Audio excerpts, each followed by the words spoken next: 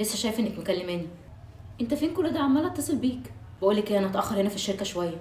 واحد زميلنا ماشي وسايب الشغل وعاملين له حفله، والحفله دي طبعا هيكون فيها جودي وليلى، وهتفضلوا طول الوقت عمالين تضحكوا وتهزروا، ومش بعيد واحده فيهم تقول لك روحني وبعد كده تروح معاك. يعني هو انا غلطان ان انا قلت لك؟ يا بنتي خلي عندك فيها شويه ثقه. انا عارف ان باباكي سابكم من وانتوا صغيرين، وان مامتك هي اللي مربياك، وده عامل لك مشكله، بس ده مش معناه ان انا كمان هبقى كده، ولا ان كل الرجاله كده. سيف انا بس عايزاك تطمني انك هتفضل جنبي، وانك عمرك ما هتبقى مع واحده تانية غيري. انا طول الوقت بحس ان انا خايفه من كتر ما انا متعلقه بيك. انا عندي استعداد اعمل لك اي حاجه عشان خاطر ارضيك، انت ليه مش فاهمني؟ لا يا ست اطمني، اقفلي بقى عشان جودي وليلى مستنياني. سيف بقول لك ايه، ما تعصبنيش، انا ممكن اجي لك على فكره. يا بنتي بهزر، انت ايه؟ يلا مش هتاخر اما ارجع اكلمك. بقول لك ايه، سيف مش بيرد عليا خالص. كلمته كتير جدا وعماله ابعت له في مسجز، برضه ما بيردش عليا. الفكره ان احنا شدينا مع بعض في اخر مكالمه. انا خايفه يكون خلاص قرر يسيبني او مش عايزني تاني، او يكون حتى ارتبط بواحده تانية. لا بجد انت مش معقوله. ايه يا بنتي الافوار اللي انت فيها دي؟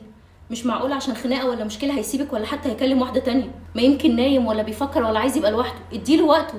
وبعدين بدل ما انت قاعده قلقانه كده، اقعدي فكري ايه السبب في المشاكل اللي انتوا فيها. فكري ازاي تحليها واتكلمي معاه.